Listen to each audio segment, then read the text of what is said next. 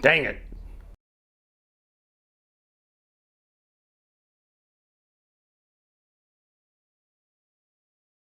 Hi, I'm Bob Canote, and on this episode of the Camp Chaos Chronicles Tuesday Extra, we're going to take a look at a test rig that I set up in order to make sure that the fuel injection hoses that I rebuild are not going to leak anytime soon, ever.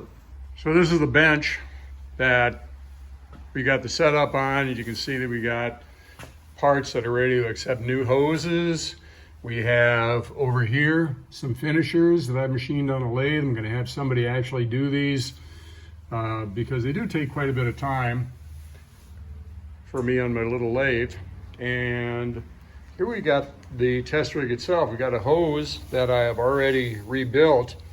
And on this end right here, I've got a fitting off of one of the fuel injection regulators that I took off of that burned out engine, the worst case scenario for pulling cylinder heads last fall.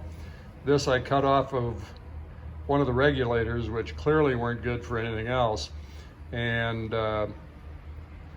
put a pipe plug in there, 1/8 national pipe thread plug.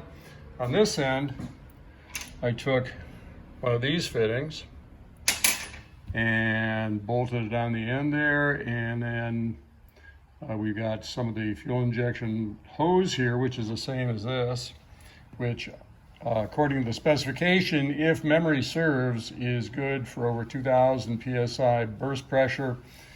We got a coupler here, 1/8 to 1/4 pipe thread with an air chuck fitting on the inside, and that's how she looks.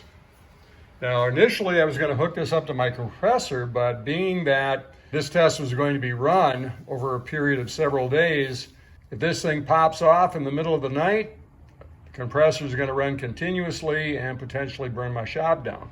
So I got this air tank. This is probably 15 years old, and this thing is 100% leak free, good for 150 PSI, and you can see we've got almost 120 PSI in the tank.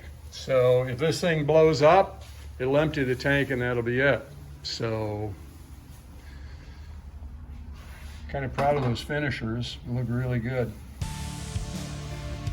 So that's what I do with my spare time. How about you?